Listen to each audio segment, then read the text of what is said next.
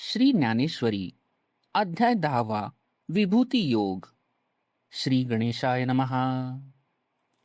स्पष्ट बोध करण्यात चतुर असलेल्या व विद्यारूपी कमळाचा विकास करणाऱ्या आणि परावाणीचा विषय म्हणजेच स्वरूप स्थिती हीच तरुण स्त्री, त्या स्त्रीशी विलास करणाऱ्या श्री गुरु तुम्हास माझा नमस्कार असो. संसार रूपी अंधाराचा नाश करणाऱ्या सूर्या, निरुपम अशा श्रेष्ठ सामर्थ्याने युक्त जवानीच्या भरात असलेल्या ज्ञानरूप चौथ्या अवस्थेचे स्नेहाने पालन करणे ही ज्यांची क्रीडा आहे, अशा श्री गुरु तुम्हास माझा नमस्कार असो. सर्व जगाचे पालन करणारे, कल्याणरूपी रत्नांची खाण असलेले, भक्तरूपी वनातील चंदन असलेले आणि पूजा करण्यास योग्य असलेले देव तुम्हास माझा नमस्कार असो. शहाण्या चित्तरूपी चकोरास आनंद देणाऱ्या चंद्रा, ब्रह्मानुभवाच्या राजा, वेद गुणांच्या समुद्रा व कामाला मोहित करणाऱ्या तुम्हाला माझा नमस्कार असो.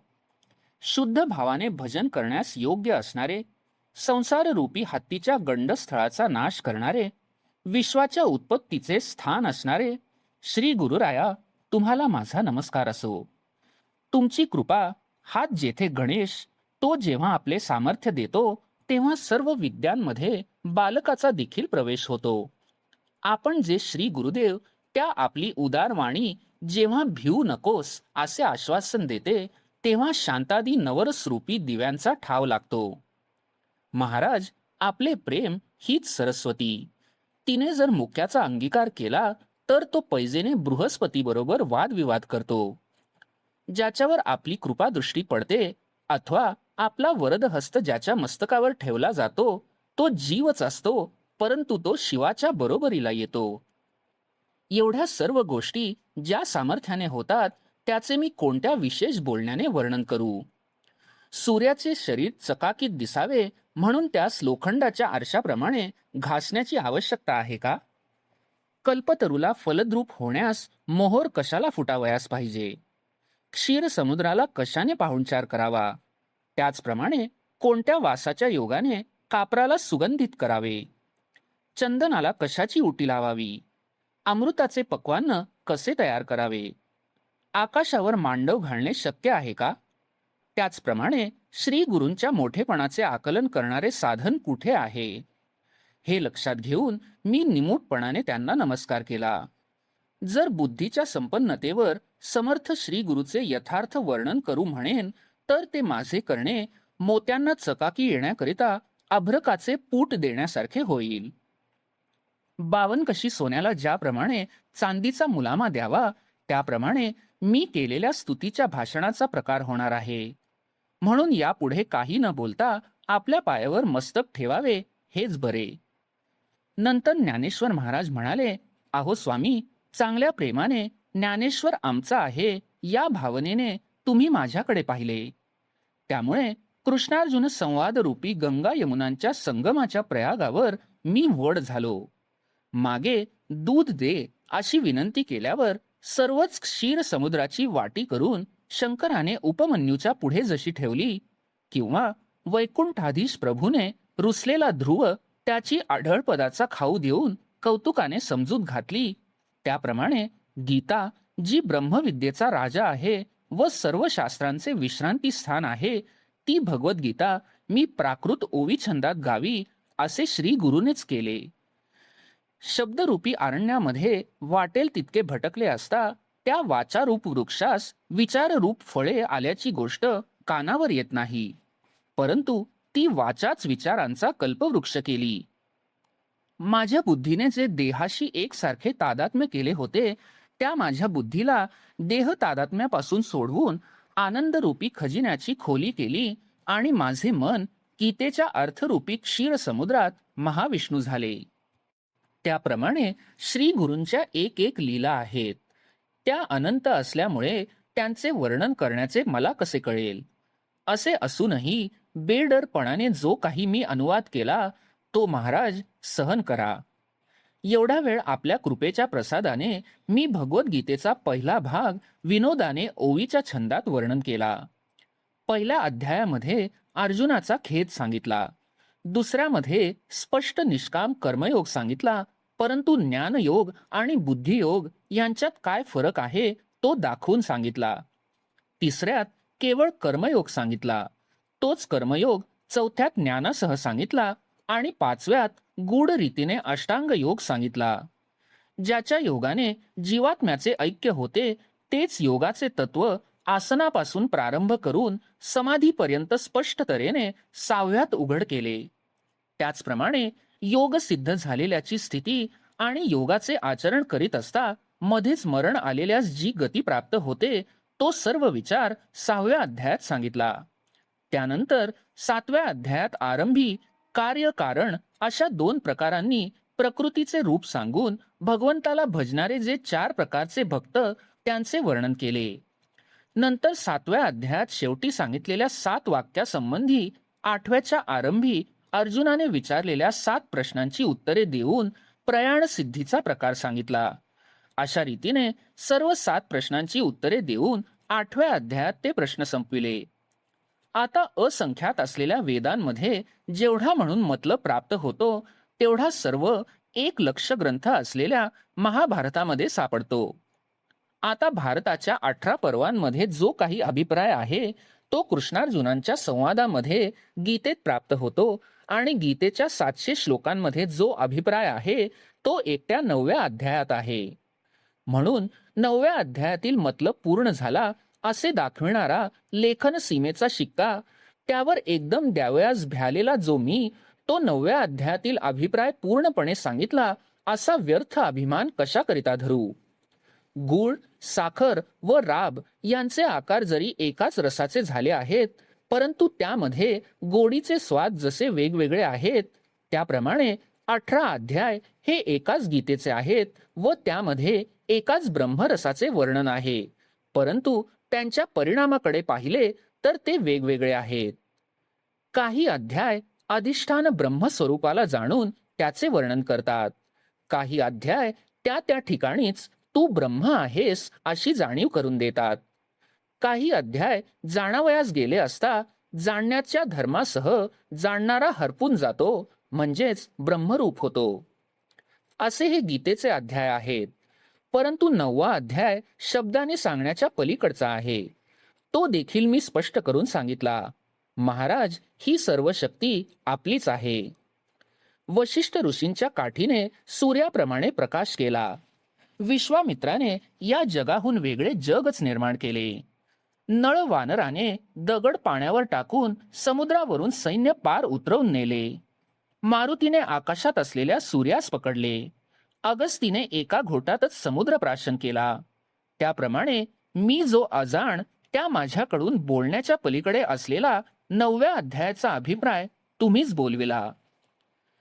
येथे असे आहे की राम व रावण हे एकमेकांशी कसे लढले हे जर सांगावयाचे असेल तर जसे राम रावण हे एकमेकास युद्धात भिडले तसे असे म्हणावे लागेल. त्याप्रमाणे 9व्या अध्यायातील श्रीकृष्णाने केलेला जो उपदेश तो 9व्या अध्यायासारखाच आहे असे माझे म्हणणे आहे. हा मी केलेला निर्णय ज्याला गीतेच्या अर्थाचे आकलन झाले आहे त्या तत्ववेत्याला पटेल. त्याप्रमाणे पहिल्या 9 अध्यायांचे मी आपल्या बुद्धीप्रमाणे व्याख्यान केले. आता गीता ग्रंथाचा राहिलेला दुसरा भाग प्राप्त झालेला आहे तो ऐका. या अध्यायात आता अर्जुनाला विशेष व सामान्य विभूती सांगितल्या जातील. ती कथा चातुर्याने व रसयुक्त वर्णनाने सांगितली जाईल.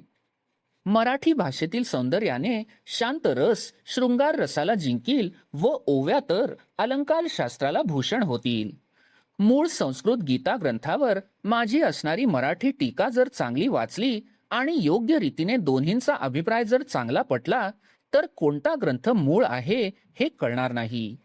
ज्याप्रमाणे शरीराच्या सौंदर्याने शरीर हेच अलंकारास भूषण होते, अशा स्थितीत कोणी कोणाला शोभा आणली याची निवड होत नाही. त्याचप्रमाणे माझी मराठी भाषा व संस्कृत भाषा या दोन्हीही एकाच अभिप्रायाच्या पालखीत शोभतात. त्या तुम्ही चांगल्या बुद्धीने ऐका. गीतेचा पुढे आलेला अभिप्राय सांगत असता शृंगार आदी नवरसांचा वर्षाव होतो व चातुर्य म्हणते आम्हाला प्रतिष्ठा प्राप्त झाली. मराठी भाषेचे सौंदर्य घेऊन नवरसांना तारुण्य आणले व मग अमर्याद गीता तत्व रचले.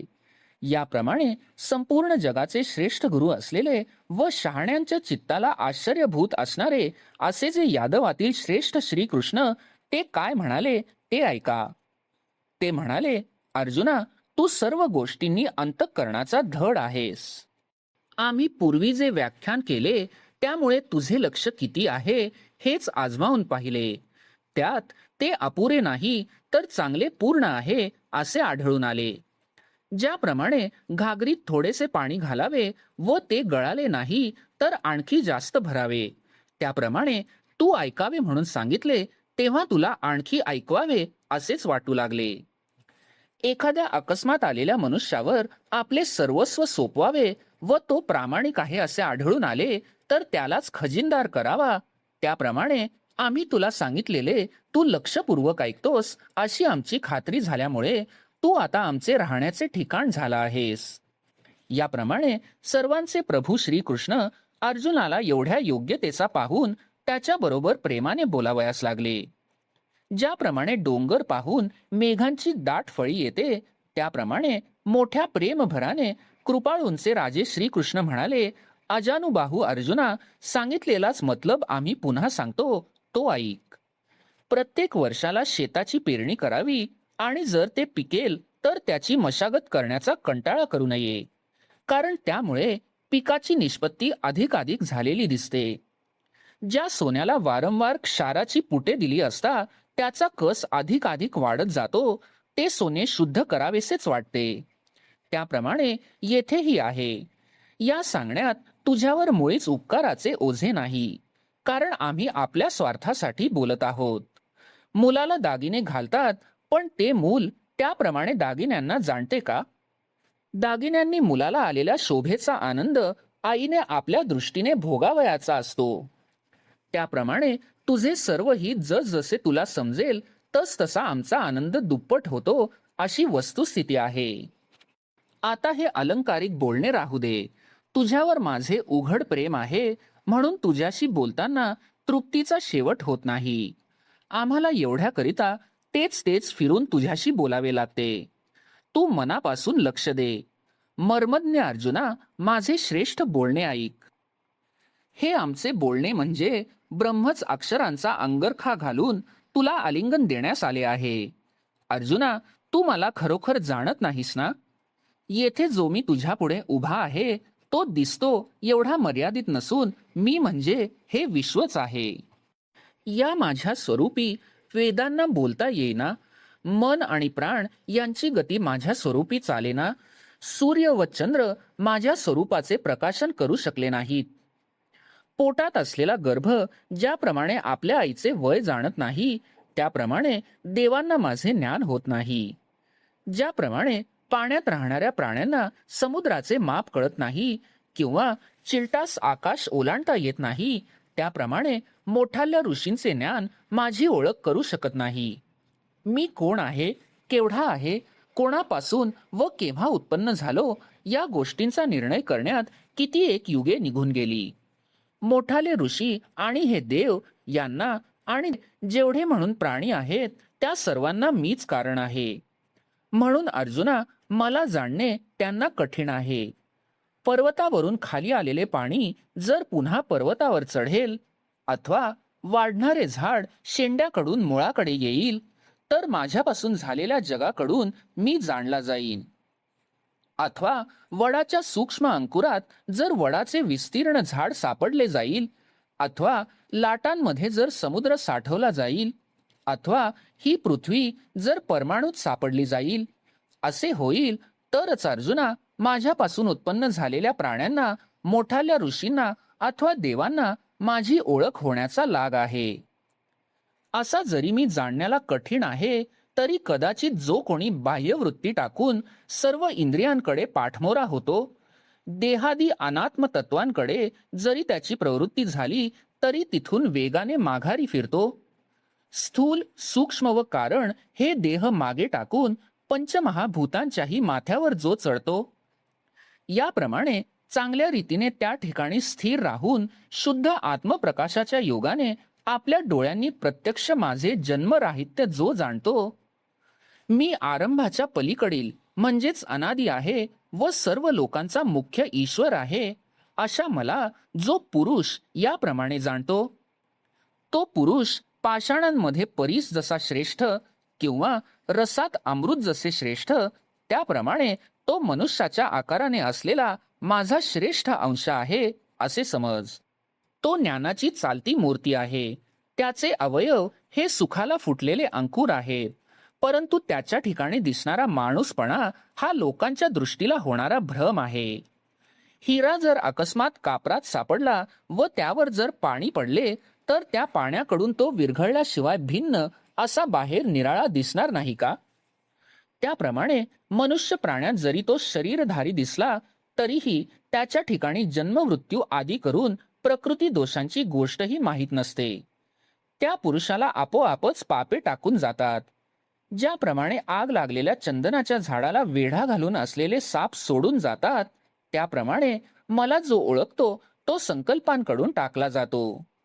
मला कसे जाणावे अशी जर तुझे मन इच्छा करील, तर मी असा आहे व हे माझ्यापासून झालेले वेगळे पदार्थ असे आहेत ते ऐक. ते माझे विकार भिन्न भिन्न प्राण्यांमध्ये त्यांच्या त्यांच्या प्रकृतीसारखे बनून संपूर्ण त्रैलोक्यात पसरले आहेत. त्यांपैकी पहिली बुद्धी आहे असे समज. नंतर अगाध ज्ञान, असमोह, सहन करण्याचा स्वभाव म्हणजे क्षमा आणि सत्य ही समज. मग शम किंवा मनोनिग्रह आणि दम किंवा इंद्रिय निग्रह हे दोन, आणि लोकात असलेले सुख व दुःख, होणे आणि नसणे या सर्वांची माझ्याच विकारात गणना कर. भय आणि निर्भयपणा, अहिंसा आणि समबुद्धी ही माझीच रूपे आहेत हे तू जाण. दान, यश व दुष्कीर्ती हे जे विकार सर्व ठिकाणी राहतात, ते माझ्यापासून प्राण्यांच्या ठिकाणी उत्पन्न होतात. जशी भूते वेगवेगळी आहेत, तसेच हे भाव वेगवेगळे आहेत असे समज. त्यांपैकी कित्येक भाव माझ्या ज्ञानात उत्पन्न होतात, तर कित्येक माझ्या अज्ञानात उत्पन्न होतात. जसे प्रकाश आणि अंधार हे परस्पर विरुद्ध स्वभावाचे असूनही ज्याप्रमाणे एका सूर्यापासूनच होतात, म्हणजे सूर्याच्या उदयात प्रकाश दिसतो आणि सूर्याच्या अस्ताबरोबर अंधार होतो, तसेच माझे जे ज्ञान होणे अथवा माझे जे अज्ञान असणे हे प्राण्यांच्या दैवाचे कर्तव्य आहे. म्हणून त्याप्रमाणे प्राणीमात्रांच्या ठिकाणी कमी जास्त प्रमाणात या विकारास व्हावे लागते. याप्रमाणे माझ्या विकारात ही संपूर्ण जीवसृष्टी सापडली आहे असे समज. आता या सृष्टीचे पालन करणारे आणि ज्यांच्या ताब्यात सर्व लोक वागतात, ते आणखी 11 भाव तुला सांगेन. सर्व गुणांनी श्रेष्ठ, मोठमोठ्या ऋषींमध्ये प्रसिद्ध असलेले ज्ञाते जे कश्यप आदी 7 ऋषी, 14 मनूंपैकी स्वयंभू आदी करून मुख्य मूळ जे 4 मनू, तेही आणखी सांगितले जातील. सृष्टीची घडामोड चालवावी म्हणून वर सांगितल्याप्रमाणे हे 11 जण माझ्या मनापासून उत्पन्न झाले. ज्यावेळी स्वर्गादी लोकांची काही व्यवस्था लागली नव्हती व या त्रैलोक्याचा काही मांड मांडलेला नव्हता आणि महाभूतांचे समुदाय उपयोगात आले नव्हते, त्याच वेळी हे कश्यपादी 11 जण उत्पन्न झाले. मग त्या 11 जणांनी इंद्रादी 8 लोकपालांना उत्पन्न केले व त्यांना त्या दिशांचे स्वामी नेमून ठेवले व त्या लोकपालांनी नाना प्रकारचे लोक उत्पन्न केले. म्हणून वर सांगितलेले महर्षी इत्यादी हे 11 राजे आहेत आणि बाकीचे लोकपाल आदिक हे त्यांची प्रजा आहेत. असा हा माझा विस्तार आहे असे समज. पहिल्यांदा फक्त एक बी असते, मग त्यालाच अंकुर फुटल्यावर ते बुंधा होते व बुंध्यातून फांद्यांचे अंकुर निघतात. त्या फांद्यांपासून पुढे लहान मोठ्या शाखा पसरतात आणि त्या फांद्यांपासून कोवळी पालवी व पाने फुटतात. पालवीपासून फूल व फळ उत्पन्न होते. याप्रमाणे सर्व झाड तयार होते. विचार करून पाहिले तर ते झाड म्हणजे केवळ बीज आहे. त्याप्रमाणे प्रथम एकटाच मी होतो. मग ते मी त्या मनाला उत्पन्न करते झाले आणि त्या मनापासून कश्यप आदी 7 ऋषी आणि स्वयंभू आदी 4 मनू उत्पन्न झाले. त्यांनी इंद्र, अग्नी, यम, वरुण, नैऋत्य, वायू, कुबेर व ईशान असे हे लोकपाल उत्पन्न केले. त्या लोकपालांनी अनेक प्रकारच्या स्वर्गादी लोकांची रचना केली व त्या लोकांपासून ही सर्व प्रजा उत्पन्न झाली. याप्रमाणे हे दिसत असलेले विश्व खरोखर माझ्यापासूनच निर्माण झाले आहे. परंतु हा सर्व माझाच विस्तार आहे अशा दृष्टीने जो पाहिल त्याला पटेल. म्हणून आत्ताच सांगितलेले हे बुद्ध्यादिक भाव या माझ्या विभूती आहेत आणि यांच्या योगाने हे सर्व जग व्यापून राहिले आहे. याप्रमाणे ब्रह्मदेवापासून प्रारंभ करून शेवट मुंगीपर्यंत माझ्या वाचून दुसरी गोष्टच नाही. याप्रमाणे जो यथार्थ जाणतो त्याला ज्ञानाची जागृती झाली आहे, म्हणून त्याला उत्तम व मध्यम या भेदाचे स्वप्न पडत नाही. मी आणि माझ्या विभूती व विभूतींनी व्यापलेले प्राणी हे सर्व एकच आहेत असे ऐक्याच्या प्रचितीने तो जाणतो. म्हणून अशा या संशयरहित महायोगाने ऐक्य भावनेने तो खरोखर कृतार्थ झाला आहे यात शंकाच नाही. अशा अभेद दृष्टीने जो मला भजतो त्याच्या भजनाच्या छंदात माझा प्रवेश आहे. म्हणून अभेद असा जो भक्तियोग याच्याबद्दल काही एक शंका नसून यास खंडही नाही. शिवाय याचे आचरण करीत असता त्यात जरी थोडा बहुत व्यत्यय आला तरी त्यापासून चांगलेच फळ प्राप्त होते. तेच माझे ऐक्य कसे आहे हे समजण्याची मनात इच्छा उत्पन्न होत असेल तर ऐक, ते मी सांगतो. या सर्व जगाला मीच जन्म देणारा आहे आणि या सर्वांची स्थिती माझ्यापासूनच आहे. लाटांच्या अनेक परंपरांचा जन्म पाण्यातच होतो. त्या लाटांना आश्रयही पाणीच असते व त्यांचे असणे पाण्यावरच अवलंबून आहे. याप्रमाणे सर्व स्थितीत त्या लाटांना ज्याप्रमाणे एक पाणीच आहे त्याप्रमाणे माझ्याशिवाय या सर्व विश्वात दुसरे असे काही नाही. याप्रमाणे मी व्यापक आहे असे समजून ते मला वाटेल तेथे भजतात, परंतु त्यांचे भजन खरोखरच्या निर्माण झालेल्या अशा प्रेमभावनेने केलेले असते. वारा जसा आकाशरूप होऊन आकाशातच वावरतो तसे देश काळ वर्तमान हे सर्व माझ्या स्वरूपाशी एकरूप आहेत असे समजून ते वागतात. अशा माझ्या ज्ञानाने युक्त असलेले जे आत्मज्ञानी आहेत ते मी जो जगद्रूप त्या मला अंतःकरणात साठवून त्रैलोक्यात सुखाने क्रीडा व्यवहार करीत असतात. जो जो प्राणी दिसेल तो तो प्रत्यक्ष परमात्मा आहे असे समजावे. हा माझा भक्तियोग आहे असे निश्चित समज. अंतःकरणाने ते माझे स्वरूप बनून त्यांचे प्राण माझ्याच स्वरूप अनुभवाने तृप्त झालेले असतात व अशा स्थितीत बोधाच्या भुलीमुळे जन्म मरणाला विसरतात. मग त्या ज्ञानाच्या मदाने प्रश्नोत्तर रूप चर्चेच्या आनंदात प्रेमाने नाचतात. आता ते एकमेकास ज्ञानच देतात व घेतात. ज्याप्रमाणे जवळ असणारी दोन तळी उसळली असता त्यांचे पाणी उसळून एकमेकात मिसळते, अशा स्थितीत लाटात लाटांचीच घरे होतात. त्याप्रमाणे भक्तांना भक्त मिळाले असता आनंदाच्या लाटांची वेणी गुंफली जाते. अशा स्थितीत बोध बोधानेच बोधाचे अलंकार मिरवतो. ज्याप्रमाणे सूर्याने सूर्याला ओवाळावे किंवा चंद्राने चंद्राला आलिंगन द्यावे अथवा सारख्या योग्यतेचे दोन प्रवाह एके ठिकाणी येऊन मिळावेत, तसा जेथे भक्त भक्ताला भेटतो तेथे ऐक्य रसाचा संगम होतो व त्या पुरावर अष्टसात्विक भावांचे पुराड तरते. ते भक्त संवादरूपी चव्हाट्यावरचे गणपती झाले. तेव्हा त्या ब्रह्मसुखाच्या उत्कर्षाने ते देह तादात्म्य टाकून माझे सुख मिळाल्यामुळे प्राप्त झालेल्या तृप्तीच्या उद्गाराने गर्जना करावयास लागतात. गुरु व शिष्य हे उपदेशाकरिता एकांत स्थळी जाऊन तेथे ज्या एक अक्षराचा उपदेश करतात तोच उपदेश ते महात्मे मेघांच्या गडगडाटाप्रमाणे तिन्ही लोकांमध्ये जिकडे तिकडे गर्जना करून सांगतात. ज्याप्रमाणे पूर्ण उमललेली कमळाची कळी ही आपल्या आत असलेल्या सुवासास दाबून ठेवू शकत नाही, तर ती राजास अथवा गरीबास सुवासाची सारखीच मेजवानी देते, त्याप्रमाणेच हे भक्त सर्व जगात माझे वर्णन करीत असतात.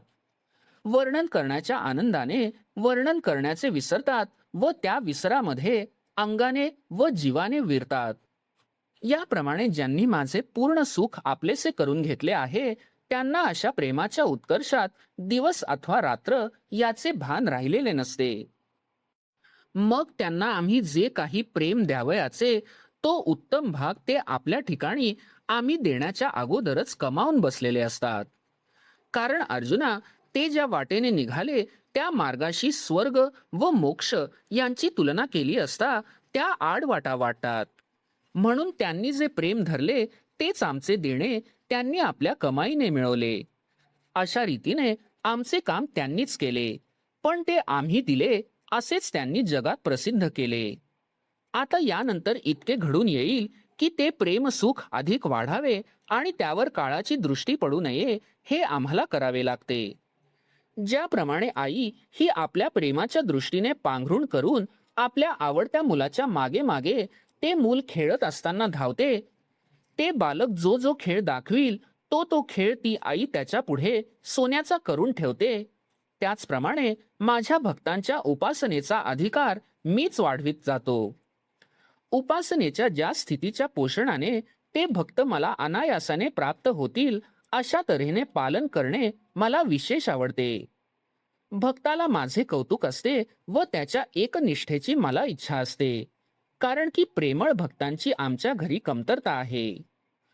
उपायांनी प्राप्त करून घेण्याचे स्वर्ग व मोक्ष हे दोन रस्ते आम्ही त्यांच्या रहदारीस खुले केले. आम्ही शेषाला लक्ष्मीसह आमचे शरीर देखील विकून टाकले, परंतु ज्यात मीपणाचा लेश नाही असे जे एक ताजे प्रेम सुख ते तसेच प्रेमळ भक्तांकरिता जतन करून ठेवले आहे असे समज. इथपर्यंत वर सांगितल्याप्रमाणे आम्ही आपलेपणा देऊन प्रेमळ भक्ताचा अंगीकार करतो. या गोष्टी शब्दांनी सांगाव्यात अशा प्रकारच्या नाहीत. म्हणून मी जो आत्मा त्याविषयीची अखंड प्रेमवृत्ती ज्यांनी आपल्या जगण्याला ठिकाण केले आहे, ज्यांनी एका माझ्या वाचून बाकीचे सर्व फोलकट मानले आहे, त्या शुद्ध तत्वज्ञ प्रेमळ भक्तांपुढे ज्ञानरूपी कापराची मशाल धरणारा मशालजी मीच होऊन त्यांच्या पुढे पुढे चालतो. अज्ञानाच्या रात्रीमध्ये त्या भक्तांपुढे दाट काळोख येऊन मिळाला असता त्या अज्ञानरूपी रात्रीचा नाश करून तिला पलीकडे सारतो व ज्ञानाचा नित्य उदय करतो. याप्रमाणे प्रेमळ भक्तांना अतिशय प्रिय असणारा पुरुषोत्तम जेव्हा बोलला तेव्हा अर्जुन म्हणाला, माझे मन शांत झाले. माझा जन्म मरण रूप कचरा तुम्ही चांगला नाहीसा केला. यामुळे देवा, मी आईच्या पोटी जन्म घेण्याच्या त्रासापासून मुक्त झालो. मी आपला जन्म हा आज डोळ्यांनी पाहिला. आत्मज्ञान होणे हा नवा जन्म आहे व तो जन्म आज झाला. त्यामुळे माझे जीवन माझ्या हाती आले असे मला वाटले. आज माझ्या आयुष्याची सफलता झाली व माझ्या दैवाला चांगले दिवस उगवले. देवाच्या मुखाने उपदेश रूपी कृपा प्राप्त झाली.